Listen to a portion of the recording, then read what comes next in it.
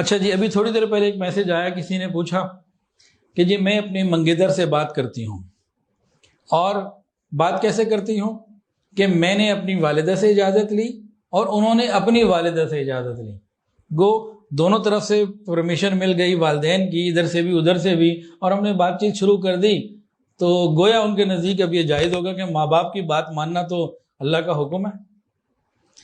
اس پہ کیا پڑھنا چاہیے؟ انا للہ و انا الیہ راجعون۔ نکاح سے پہلے لڑکا لڑکی کا آپس میں بات کرنا یہ گناہ کبیرہ، بہت سارے فتنوں کا ذریعہ اور پریشانیوں کا ذریعہ ہے، اور یہ سوچنا کہ جب میں ماں باپ سے پوچھ لیا اب یہ جائز ہو گیا، تو یہ بات بھی بڑی غلط ہے۔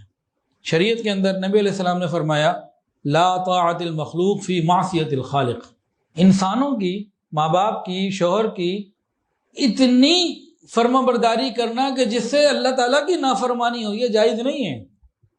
مخلوق میں سے کسی کی اتنی فرما برداری کرنا جس سے اللہ تعالیٰ کی نافرمانی ہو، یہ جائز تھوڑی ہے۔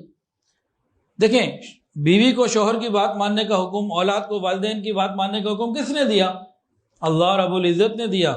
یہ تو نہیں کہا کہ میری ہی نافرمانی کر کے کرو۔ جب ہم اپنے ماں باپ کی فرما برداری کرتے ہیں یا بیوی خاوند کی فرما برداری کرتی ہے تو انڈائریکٹلی اللہ ہی کی فرما برداری ہو رہی ہوتی ہے، اللہ تعالیٰ کا ہی حکم پورا ہو رہا ہوتا ہے۔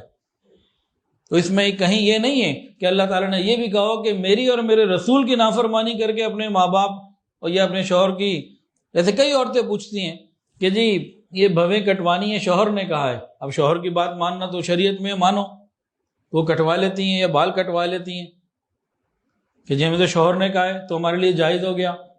یہ بڑی غلط فہمی کی بات ہے۔ شوہر کا مقام عورت کے لیے، بیوی کے لیے بہت بلند، ماں باپ کا مقام اولاد کے لیے بہت بلند، لیکن اللہ اور اس کے رسول کا مقام ان سے زیادہ بلند ہے۔ کہیں بھی اللہ اور اس کے رسول نے ماں باپ کو یا شوہر کو اپنے سے بڑا نہیں کر دیا۔